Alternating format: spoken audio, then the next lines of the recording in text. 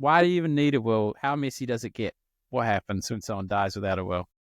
Okay, so if somebody dies without a will and your assets exceed $15,000, well, I guess rewind. If somebody passes away and your assets exceed $15,000, your assets are frozen. So you can't just go to the bank and say, I want to get money out to pay my mortgage. I want to get money out to pay my rates. I want to get money out to pay my insurance. All of your accounts are frozen if they exceed $15,000. I think that's the main thing. But for majority of people, you've got more than $15,000 worth of assets. So when that happens, having a will means you can go to the High Court and say, hey, this person's passed away. They've appointed me to unfreeze these accounts, make sure all my bills and everything are paid, and then carry out their instructions. So it just makes that process far more streamlined, far more smooth, because you've got clear instructions. Somebody's appointed to go carry out that role, and we've got clear instructions on who's to receive your assets, however that looks. Without one, then you're left in a position where the Administration Act applies. So your assets are still frozen, but instead of it just being the person, like I appoint my partner or my brother, sibling, whatever it may be, to go do this role, it now falls to like a default provision. And that's when you're going to then determine who's the most appropriate person to apply. And there are classes, categories, like whether it's a parent, a sibling, a partner, a child, all depends on each person's circumstances and what other family members they have. But then you're needing affidavits from the other family members or whoever it is to approve that this person is the right person to go do it, first and foremost. So the process automatically just gets more complex and more drawn out. Like, it's not just a smooth process of this is the person, they go do this, and here we go, we can carry out the instructions. It's going right.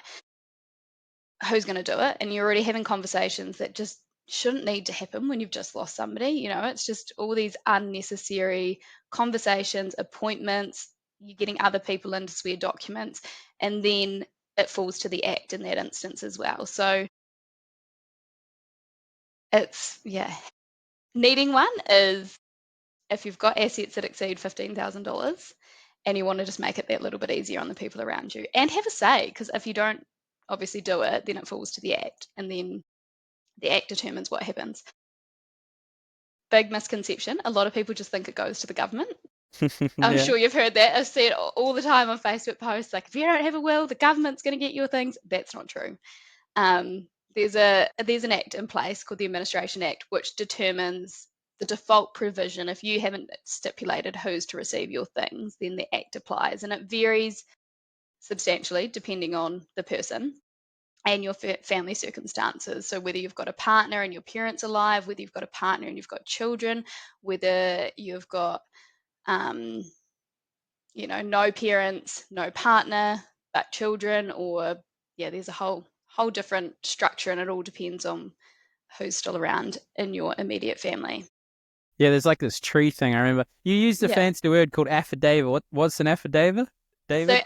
an affidavit is where somebody, like a family member, let's say, you know, four people could go ahead and make that application to get appointed the administrator in that instance. So the person who's going to go contact the bank, sell your property, liaise with the lawyers, talk to all the beneficiaries, do sort of the work, that person needs to be appointed. And if you've got competing people who could be that role, or everybody's in agreement, which is also the best option, then they swear an affidavit, which is in a document saying, yep, I agree that Bob should be the person that goes ahead and gets appointed in this role and then carries out their duties under the Act. Okay, so like if you've got a will, you have someone appointed already, so you don't Yeah, have to do that thing. don't, But yeah. if you don't have a will, then you got to be like, yo, fam, let's vote it out. Anonymous voting. Let's put it like, what does that actually look like? They got to sign some documents. If they don't all agree, then it's just frozen indefinitely, and there's something called probate or something. So What's all it's that? not frozen indefinitely. Well, then it is frozen. It's frozen until you can reach an agreement, and you'll look at whoever's got standing and things like that. But you still need consent of the other parties. Like, if you've got two parents, for example, but your parents are separated now. You're still trying to get, like, which parent should be the person who's going to go step into that role. Do they get along? Are they going to agree? Are they both going to want to do it? Do they both get appointed? If one person's saying, I want to do it, but I don't want them, you just get into murky waters. And time delays, legal fees start going up, because sadly that is the reality generally. I won't speak for every law firm, but it tends to be the motto is you charge per 6 minutes. So, the longer it's taking to get you to agree and all those type of things, that time's all getting put down and, will come off the other end essentially. It's best practice, 6 minutes. Yeah. Lawyers charge for this. Yeah. Like 6 minute units. So you're charging every 6 minutes of your time down. So, while you might be sitting there having a family squabble or whatever it might be, or arguing over who's doing what, like that, and you're engaging with them, then that's all going to be charged. So they just get G'd out when they see a massive estate and a disagreement, like booyah. Is that like, and everyone celebrates and high fives in the law firm, or what? I'd hope not. I mean, I personally wouldn't, but there'll be definitely some high fees getting charged there. Yeah, absolutely. That's wild. So what happened? Yeah. You go, The yeah, more especially. I was just saying, the more complicated, the higher your fee is going to be. Okay, so what happens? So you and your partner, one of you dies, and you got a joint account. Is that still okay? Like, how do you make sure That's good. people can pay funeral and stuff? Yeah. So you've still got a joint account. Funeral expenses are covered. So that's the only cost that can get paid out of your frozen accounts. Um, if let's just say you're a sole person and you pass away and your funeral invoice comes in, you can send that to the bank and the bank will pay that. But that's the only invoice that will get paid from your frozen accounts. Your mortgage, your rates, your insurance, all that stuff stops. That can't get taken out of your account. A funeral invoice can. So that's the one expense that can get paid from that frozen account, but everything else stops and it waits until probate has been granted, which is the High Court saying, yep, this person has authority to contact the bank, contact the council, contact whomever, and act on the deceased person's behalf. So probate is basically the authority, and then you got to convince all your family to give you the best evidence to present to the High Court, and they're like, yeah, this person. Or how do you get there? Yeah, So go. no, so the probate's different. So probate's when you've got the will. So you get probate on your will. So if you've got a will that makes it nice and straightforward, it says I appoint my partner to carry out the terms of my will. Essentially, they're the executor, they're the administrator, they're the person that's going to do all the jobs. So they go to the High Court because you've got a will, and then the High Court go, yep, you've given me all the information I need. Here's probate. You can now give this to the bank, to the lawyer, to the real estate agents, to the insurance brokers, to whomever, um, and carry out your duties. If you don't have a will, then you're applying for letters of administration.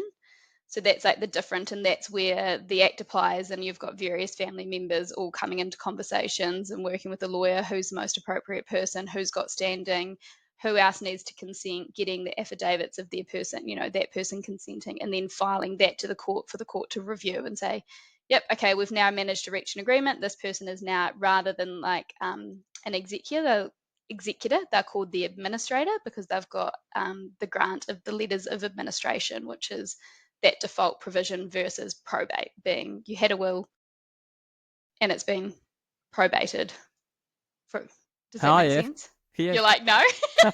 yeah. I'm pretending to be dumb for the listeners, not because I have no idea. Okay, so you write these letters to get the administration of sort. That's how I'm going to remember it. So Okay. you go to the court. You're like, yo, all the boys and girls agree. I'm the coolest. I'm going to make all these decisions. You cool with that? Can you like pay yourself all the money, or does it have to follow the act? Or does the It'll act? follow the Act in So you that can't even pick. instance. So if you hate some of them, you're just like, oh, I got to pay you. That sucks. What else sucks about not having a will? Is that mainly it? Um, I think the main thing is honestly the burden that it puts on your family. Like it's pretty sad. I think, one thing that sucks. So one situation when you're looking at the Act, so there's default provisions, there's default priorities and things like that. There's one case in New Zealand. I can't remember the name of the case, but it's a New Zealand case where a woman passed away and her parents had both passed, so they weren't there to receive. She didn't have any children, and she had a ex-husband.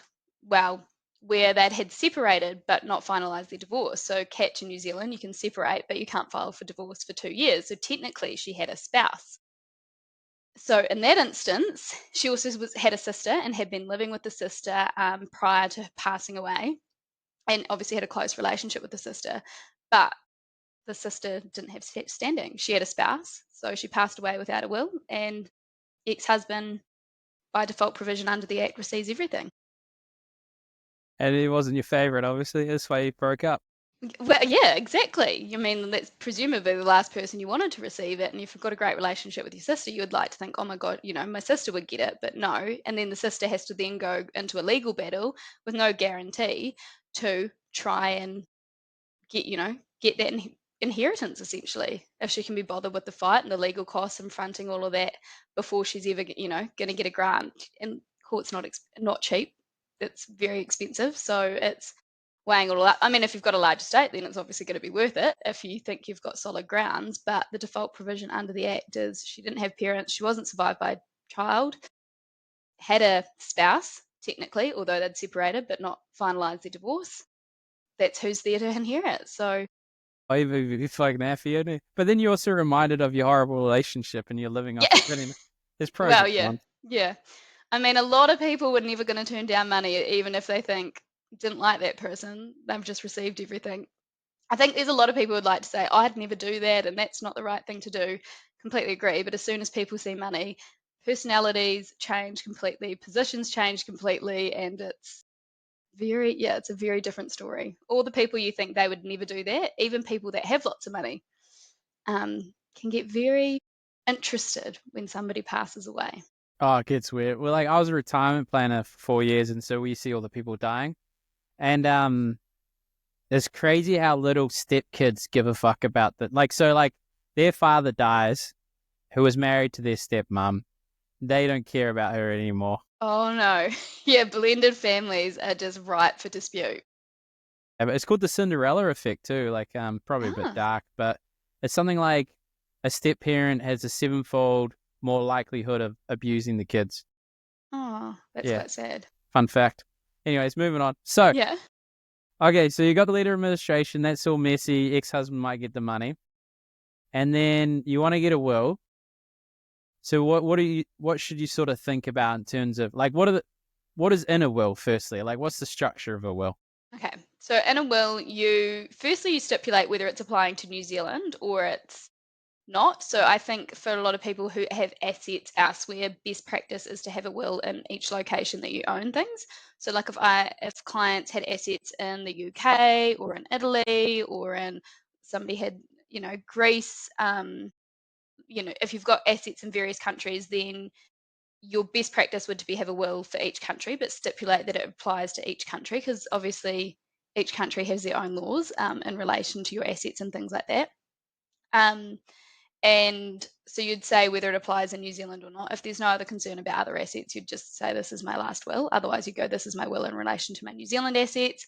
And then you might have one say, even in Australia, this is my will in relation to my Australian assets. And then it can be dealt with in accordance with each country. Depending on what your assets are in those countries, it's going to be far more cost effective to do it that way, like have a will in each country than trying to get a will, have your New Zealand will probated, and then getting it resealed in other countries. Well, wait, slow down. What resealed probate? You're using these words again. I know Okay. you told me. What do you mean So resealed? probate means so you've got your probate. So you've got it. So you had your will.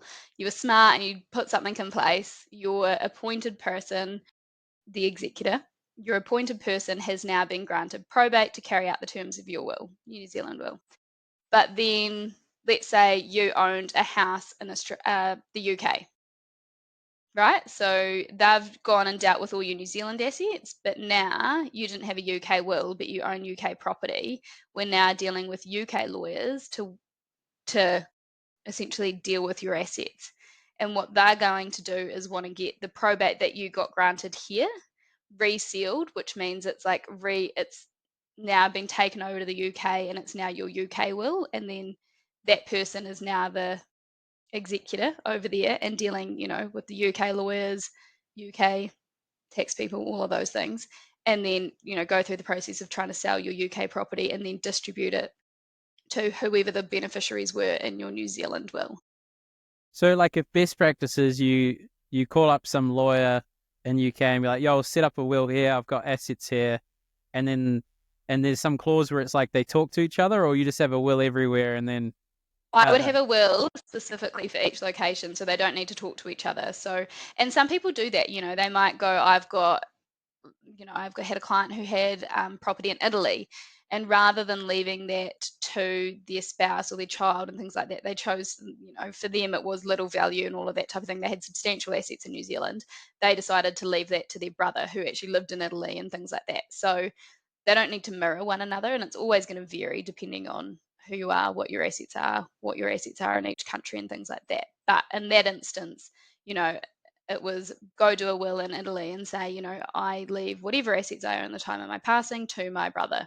So it didn't reference the wife and the spouse and all those type of things.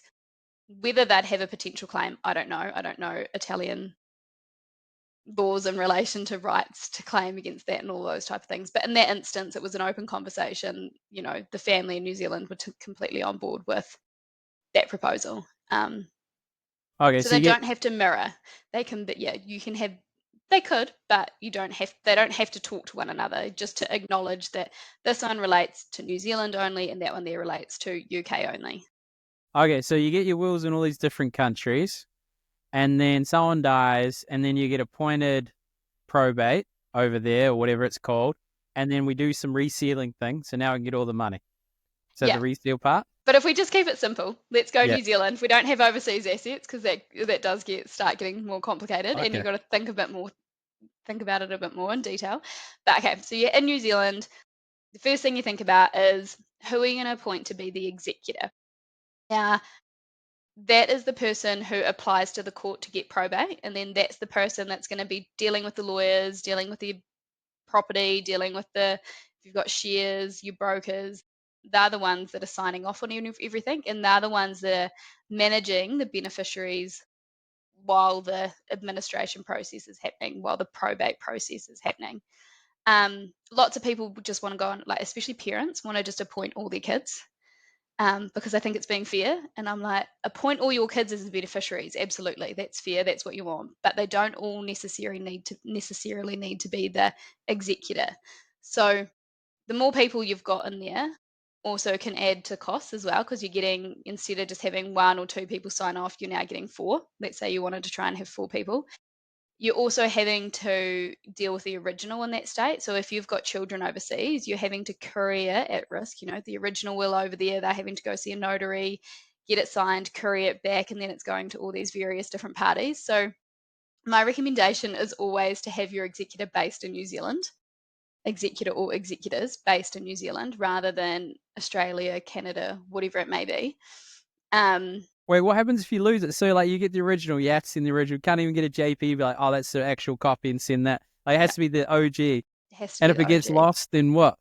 Then you'd be more Letters of paperwork. administration? Or More no? paper. No, well, you'd be applying for, you'd be applying on a certified copy to have that like verified, saying, this has been lost, and here's, we want probate on the certified copy or the copy. We can certify, presumably you've taken a copy of the original, so you can certify that. Um, but I mean, you're just looking at more costs. Lawyers are charging every 6 minutes. You're now doing additional documents, filing additional support. Who knows if it's always going to be that way, but at the moment, you still have to file the original with the High Court. Jeez, okay, all right. So you got your executor, don't Yeah. have all your kids, but have all your kids and beneficiaries. Yeah. Pretty So that's simple. the thing, is the executor isn't entitled to receive anything. The executor could be a friend, whether they want to do all that work for nothing. Who knows? Some people might, some people don't. And I always like to say, if you are appointing a friend and they aren't a beneficiary and it is sort of a complicated estate, we're sort of, perhaps you would might to make a gift of like $5,000 or something, because their time, like they're going to have to take time off work, they're going to have to go to and from meetings. Like this can be like a 6 month, 12-month process that they're constantly having to take time off work, liaise with lawyers, deal with, your assets, sign documents and all those type of things. Like it is a bit of work. Um, Can you they know, opt out? Can they be like, nah, bro, too hard. I'm out of here. yeah, you could say you don't. Yeah, you could. Then what happens? Who's the executor? No one. Well, yeah, then you'd be, Then you're yeah, fucked. There's well, so many yeah, complexity to this. I yeah, just get that. yeah, yeah. So I always, yeah, you'd always want to check with your executors they want to do it, or you have backups as well. But yes, like so we've had instances where there's will, but the executors died, and the substitute executors died. So you're then applying for letters of administration with a will indexed. So you're going through the administration process, but saying we still want to follow the terms of the will. We just don't have a valid executor to apply under the will. So now, yeah. So I Do they mean, it have all to gets follow that? Do they have to follow the will even though there's no executors, or are they requesting to follow the will? yeah. So you're applying to the court. It'd be really strange if you had like a valid will that the court then said no, purely for the fact that your executors have passed away. We're not going to carry out the terms. So you're getting granted, but rather than following the Administration Act, you're following the terms of the will. But it's now just whoever's been granted the letters of administration is now the appointed person to carry out the terms of the will because the executor named obviously didn't want to do it or passed away. Gotcha. Yeah. So you're going to get the letter of administration. You got the will all teed up. So you just got to decide who's going to be the person, and then they'll be like, okay, fair enough. Follow it this. Yeah, yeah, yeah, yeah, yeah. Okay, sorry, Sorry, Karen. yeah. So yeah, So executors, thinking about who children, your executors multiple. are, whether that's children, whether it's usually in a relationship, it's your spouse. But then again, that can get complicated if you've got a blended family. So that's where I'm always having conversations with people. If you're appointing your spouse and they're also, whether they've got a life interest and things like that, they're then wearing two different hats. They're wearing a hat as a trustee, executor, sorry, let's not use too many terms. But it turns into like a trustee position if there's like a life interest, where you might have a couple who own like this is common blended family structure. You might have a couple who own a house, tenants in common, half share each, so that they had kids prior to their relationship. They don't have kids together, so the woman owns one half, the man owns one half, or you know, same sex LGBT relationships, plus all of those plus. things. Yeah, Yeah, yeah. whatever. Shout out. One person owns one half, the other person owns the other half, and you go, okay, I want to give my partner the right to stay in the home for whatever. I mean, you talk about all those terms, whether it's a full life interest, depending on the age and things like that, terms of it expiring, if they're in a new relationship, if they need to go into a care facility, all of these type of things you talk about. But then ultimately your half share goes back to your children and their half share goes back to their children. And in that instance, you wouldn't really just want your spouse being the sole executor because they're the person monitoring their life interest and whether they're in a relationship or not and things like that. Again, that creates an issue for conflict between their kids and you as the then executor. So there's lots of things to think about in terms of appointing the right executor. And I think we all think, oh, it's relatively simple, but it can get complex pretty quick, I think. And it's worth sort of talking about your own family dynamic. What is the relationship? And knowing relationships can change. Once you're out of the picture, does that person still have a great relationship with your kids? I mean, you'd like to think so, but that's not necessarily always the case. And it might not be their doing. Sometimes things happen, and yeah. So so we talk about that. Talk about who you're going to appoint as your executor. And then something I go over with people as well is whether they've got any specific burial or cremation wishes. So some people really know what they want, and some people don't. And I think for me, what I see is a lot of people, when you lose somebody you love, you're faced with all these decisions, and if you can minimize the decisions that they have to make and the things they have to do, I think that's a really gift to the people you care about. One of the main things, having a will first and foremost, but also even a decision like whether somebody wants to be buried or cremated. Like if you know and you can take that burden off somebody from, because you can panic and go, well, I don't know, we never had that conversation. Or, oh my gosh, we had that conversation, but it's 20 years ago. For the life of me, it's not something we will talk about, you know, regularly or that frequently. Sometimes people go, I know I had a conversation with my own father and he told me what he wanted. If you ask me right now what he wanted, I couldn't tell you. I could tell you like the main thing, like whether it was burial or cremation, but he had other wishes. And it's like I couldn't relay them if I tried. So to me, it's like if you do know, I think if you can put that in your will, it just helps people in that time to go, oh, there's, decision already made. I don't have to go through that process. Um, a lot of people are quite interested in donating their body to science. Um, Did you hear about the lady that was getting blown up? no. They were testing weapons on her. Yeah, Okay, no. yeah, sorry. That was in Where was America. that? And I was going to say, surely not here. Well, it's science, isn't it? Yeah. Wow. Yeah, Anyways, so okay, so yeah, donate to science, do beneficial, whatever. Yeah. yeah, burial expectations. Yeah, so and then I tend to go to if you've got any specific gifts. So when it comes to a will, I guess the main thing, if you don't identify specific things, everything falls to what we call like the residue. And I sort of explain that to people. If you can just look at like a big pot, and the pot is called residue.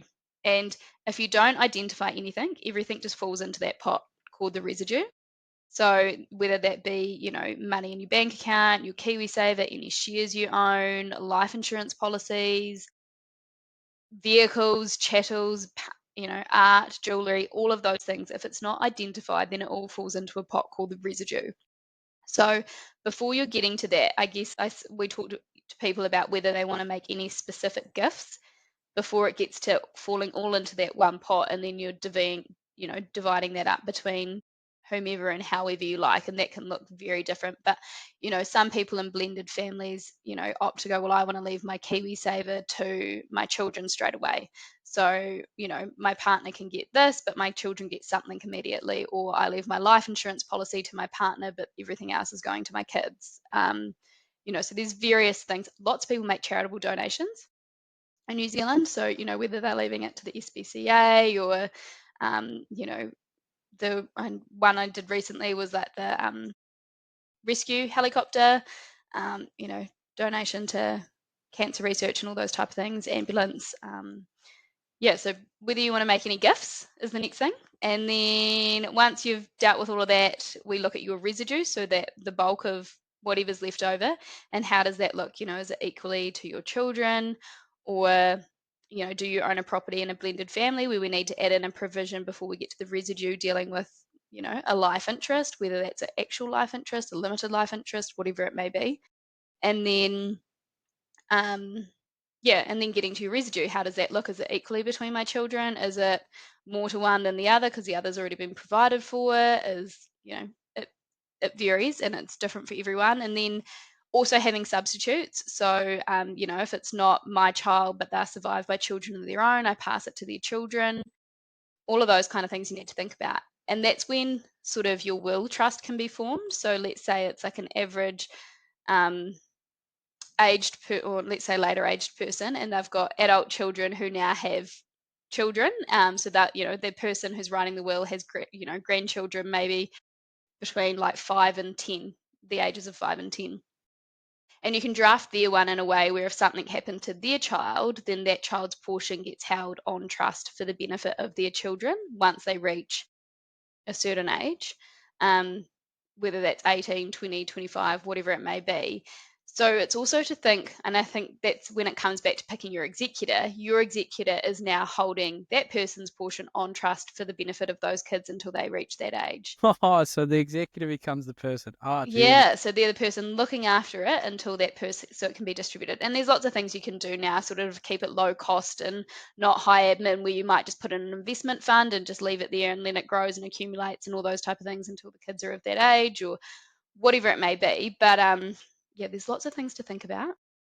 Gee, you're going to tear. All right, let me summarize what I think I understand. Okay. So, best practice, if you got assets everywhere, get a will in each country, and then something to do with sealing. Okay, good. That one done. And then executors, you don't want a whole lot of people fighting, so it's good to have, one or two in backups, but not all the kids just because of all the kids. And Yeah. ideally, they don't have a serious interest that could compromise why they would do something, but you give them some money so that they're not, it's fucking them over with all the effort. Yeah, if they're not a named beneficiary, yeah. Like if you've just got somebody completely independent in there, then yeah. And they should be in New Zealand because you got to send it to OG World, and if you lose it, then you got to do this letters administration thing again. Okay, and then you have residue, so it's all the crap you don't want, and you can divvy it up how you want. What happens with the residue if you don't put anything? Does it follow the act? Like if you You'd don't. always put something, like if you're doing a will, the residue's kind of the main part of your will. So you're going, right, where are the bulk of your assets going? Like a lot of people opt to do no gifting and no specific instructions. So it just goes, here's my will and here's all of my assets and this is how I want it divvied up. Cool. And then gifting, you're picking who to give it to, and it makes it clear. And then you got your how you want to be buried, so you give people less decision because they're all grieved and shit. So you want to make Yeah. it easier. Yeah. Okay. And then you kept doing this tenants in common, life interest. Can you do an overview of that? Like, is that just houses or what is it? Yeah. So for blended families, and it varies, like so blended families, for example, being, because pause on that as well, because a lot of people say, yeah, I've got a blended family because their parents have split up and things like that. But when I talk about a blended family, I'm talking about you personally. For example, you have children from a previous relationship who aren't, and your current partner is not the other parent of those children. So if you're in that dynamic, you're in like a blended family. And quite common if you own a home, it can be owned two ways generally. When it's individuals, it's either jointly, which means if you pass away, it automatically passes to the survivor by way of survivorship. And you still have to do a transfer and things like that, but you don't need the grant from, you don't need probate to be able to complete that transfer. It just happens because you own it jointly. Whereas a lot of people own the property as well as tenants in common, which means you own your half share and the other person owns their half share. And if you pass away, your half share is dealt with in accordance to your will and your instructions. It doesn't just automatically go to the other person. Um, Also, when you might be friends who own properties together. That's really common now in New Zealand. Three friends going in to build a house together and things like that. You'll own it as tenants in common, where your portion will be dealt with in accordance to your will. It doesn't just go to the other owners. So in that situation, generally when it's a couple and they've got a half share ownership each, they tend to want to not force their partner to move out of the house if that's their like main asset. They want to ensure that they've got somewhere to live. So some people might say, okay, you've got 5 years to get it sorted. You might have 10 years. It depends. And it's really hard. That sounds harsh, but if you're younger, on the younger side, they're probably going to have another whole, potentially have a whole life after you. Is it fair that your kids are then waiting, you know, 40 years, whatever? I don't know. It depends. And you can put stipulations, like if they get into a new relationship and all those type of things. But Hot seven. So people get grumpy, like, if you replace me, you lose everything. yeah, yeah, yeah, yeah.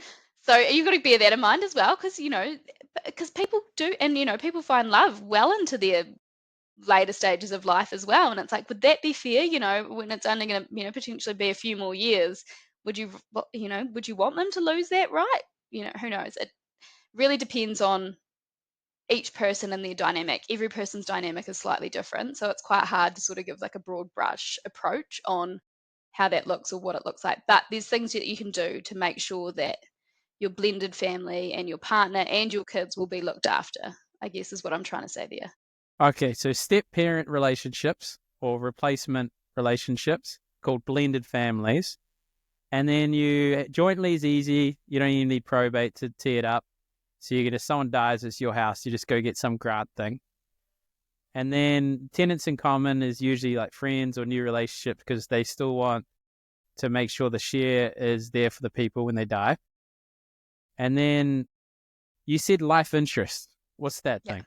So life interest, whether that be in property, whether that be in funds, and your life interest can be limited. So that's kind of what I was just talking about then, about you're giving somebody the right to either stay in that property, or say you have an investment portfolio, you might say, I give them a life interest where they get to use the income from that portfolio for the remainder of their life, but when they pass, that's going to my children.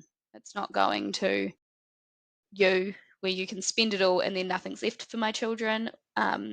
Or like the property, I'm letting you stay in this property, which is half yours, half mine. You get to stay in there, so you're getting an interest, a life interest.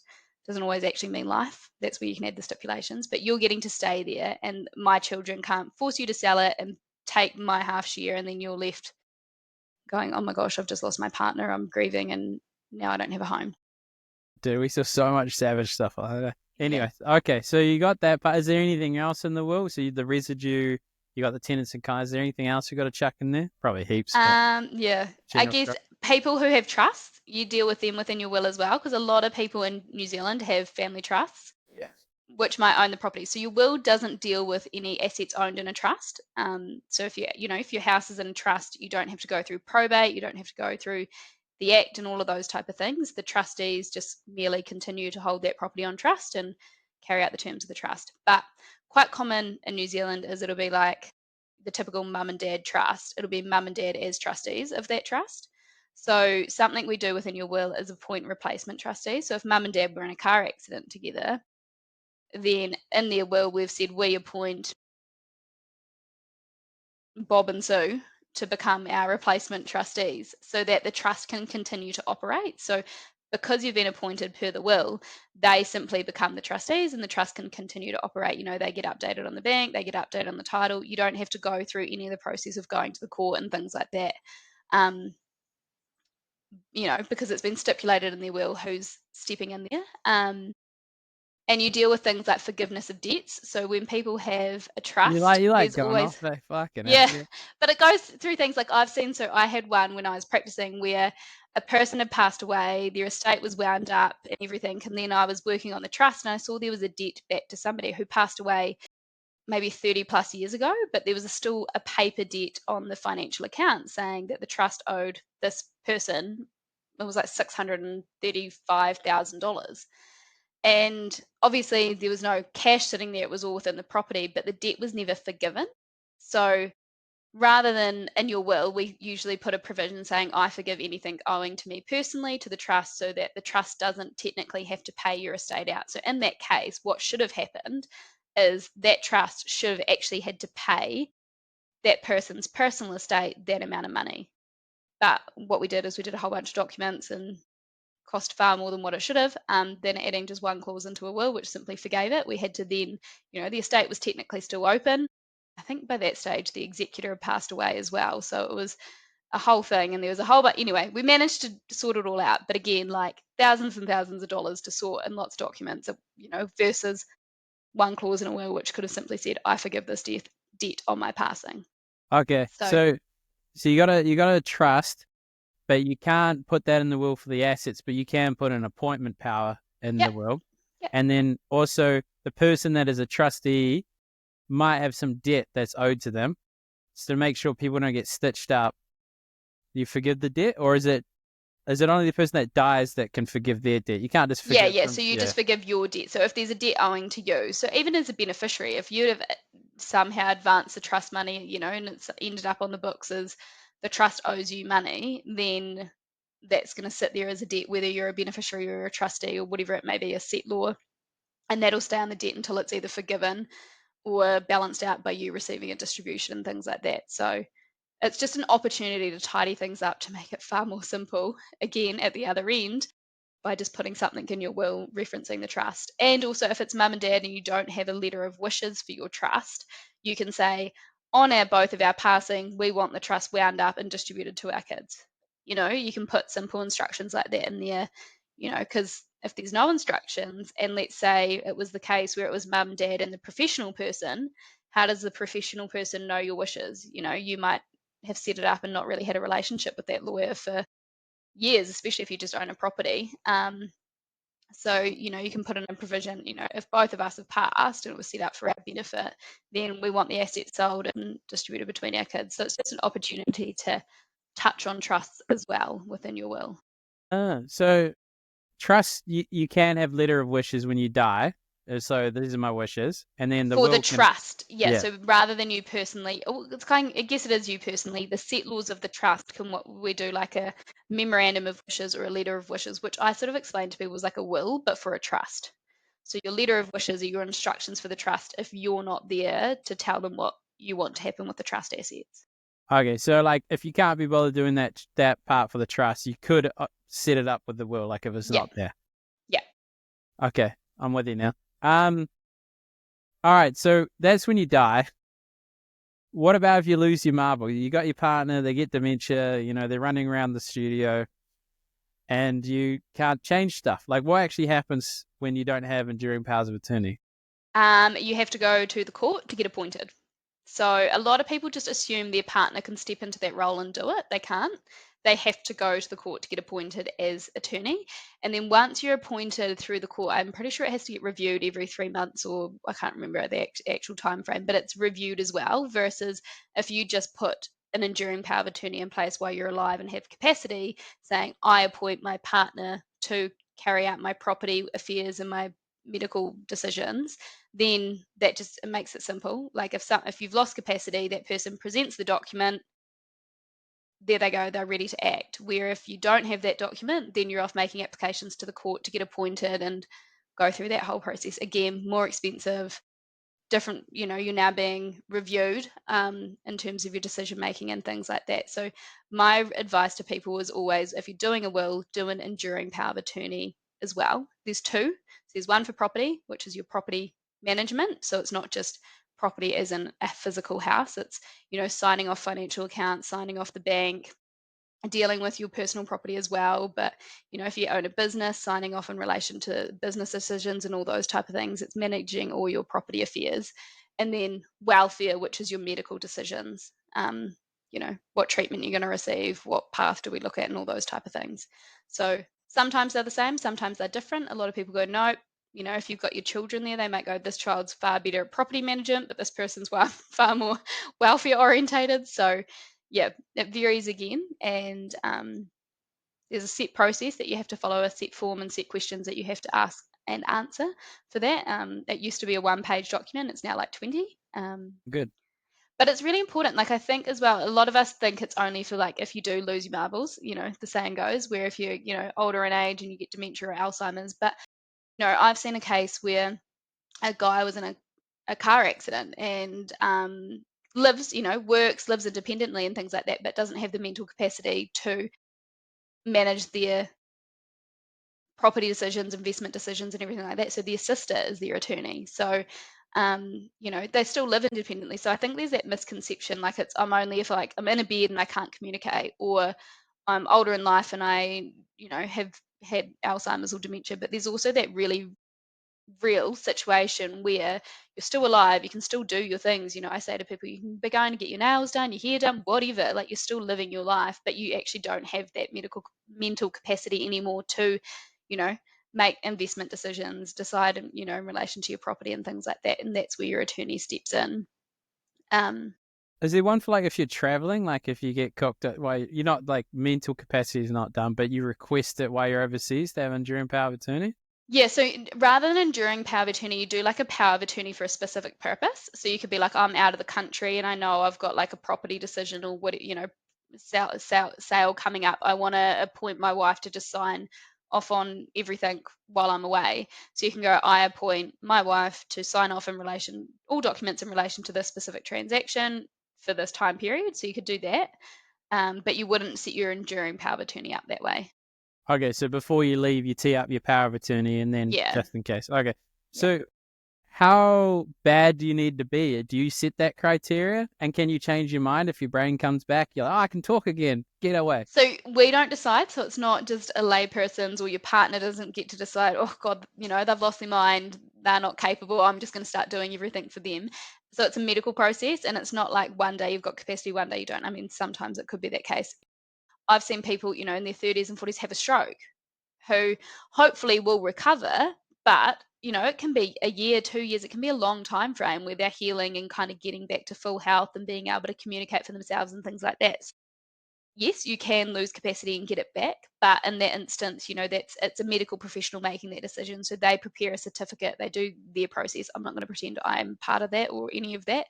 They do their thing and then they present a certificate saying this person has capacity or don't or doesn't. Okay, so on the 3 month thing, so if you don't have it set up and you got to go to get the appointment done, like, and then every 3 months, what you got to do an exam to see how smart you are at making decisions, or what happens at the three No, month? I'm actually not hugely familiar with that. I know it's the process. It's like the court is like checking. I think they review it like they've appointed you, so you haven't appointed the person. The court has appointed that person to be your attorney. You obviously are beyond being able to make a decision about it because you don't have that capacity. So they're like reviewing to make sure that you're, carrying out your role as attorney correctly and things like that. And, there's no misuse of power. There's a lot of abuse in New Zealand, sadly. Um, which is why the laws changed, and changed the way the form is and changed the way they're signed off and things like that.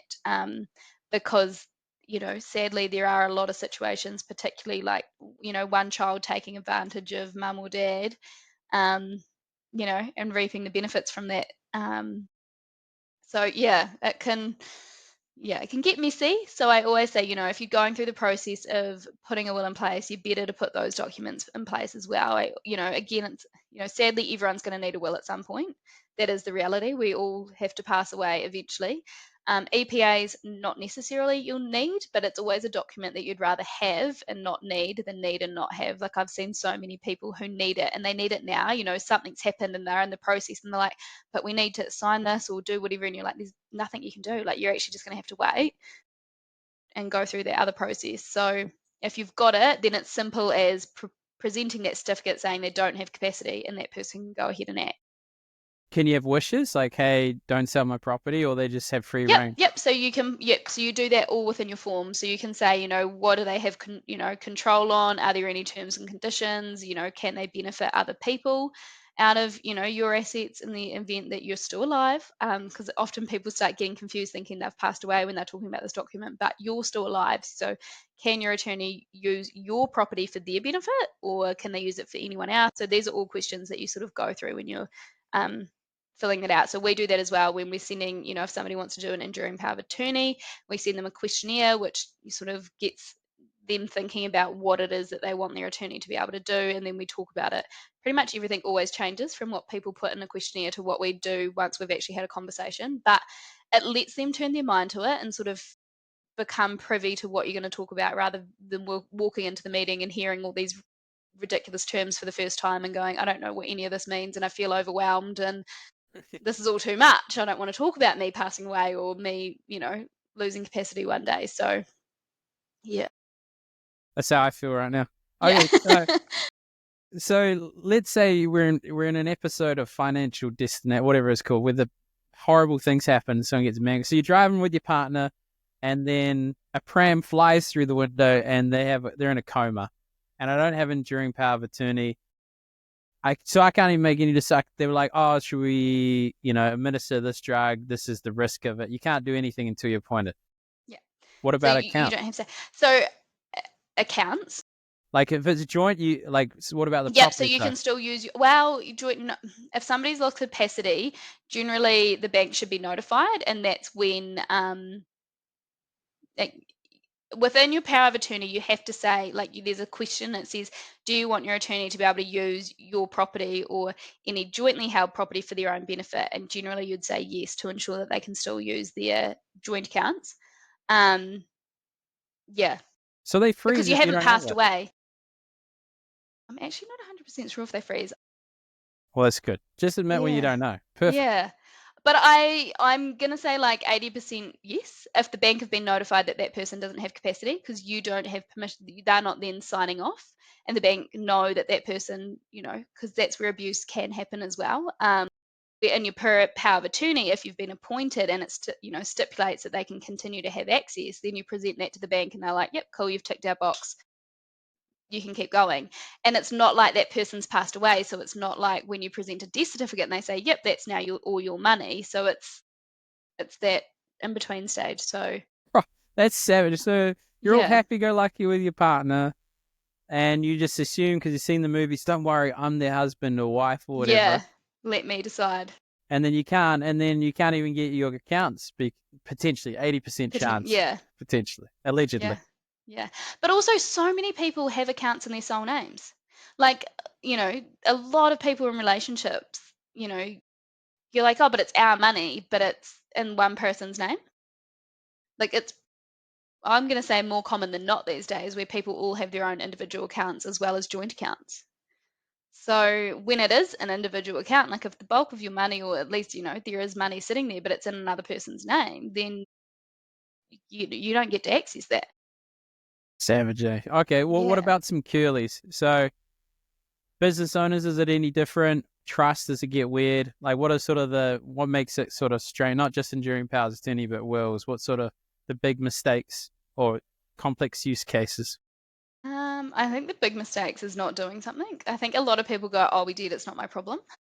And I'm like, if you like anybody in the entire world, like just one person, you should do something. Because you put people in a really hard position and it can get complex pretty quickly. A lot of people go, oh, it'll be fine, but it tends to not be because we have situations where you don't have joint accounts, you have blended families, there's might not be great relationships with all children or whomever, or you're thinking, oh, it'll just go to my partner, but your parents are still alive. So actually, it doesn't all just go to your partner. Your parents are also considered in that instance, and that might not reflect, your wishes and things like that. Or, you've separated from your spouse, but they end up with everything because you never put something in place. That happens a lot. Yeah. For me, I think, if you can do anything, it's one document. It doesn't need to be hard. You don't need to overthink it. A lot of people start going, what if, what if, what if, what if? And I'm like, you can update it. It's not a document that's set in stone. If you, change your mind next week, then you get to change your mind. You're not stuck with it forever, but you're better to have something than nothing. And as long as it's reflective of your wishes in the moment, then that's all that matters. You make a good point on maintenance. So, okay, you set it up, it's all teed up, and we'll wrap this up soon. Obviously, you're running out of time. But what the update thing? So you've set it up. Is there a trigger point where you should update the will? So now you've got kids, so then that overrides the will, so it's not reflective. Kids don't change it. But, if you haven't accounted for them, then you should absolutely update it. But something that actually is worth noting is if you get married. So you've been with your partner for whatever and you have your will in place, but then, 2 years later they propose, you get married, that cancels your will. That's one big red flag that a lot of people don't know. So I've spoken to lots of people who've been married recently, sort of in their age bracket where everyone's getting married and all those things. I said, do you have a will? Yeah, we did it a couple of years ago. And I'm like, cool.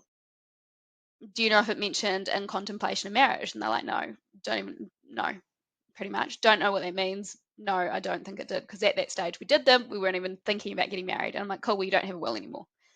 So that's one thing in New Zealand where if you get married and you don't draft it in contemplation of marriage, then it's cancelled. So despite having the physical document saying, yep, your marriage certificate supersedes it, cancels it.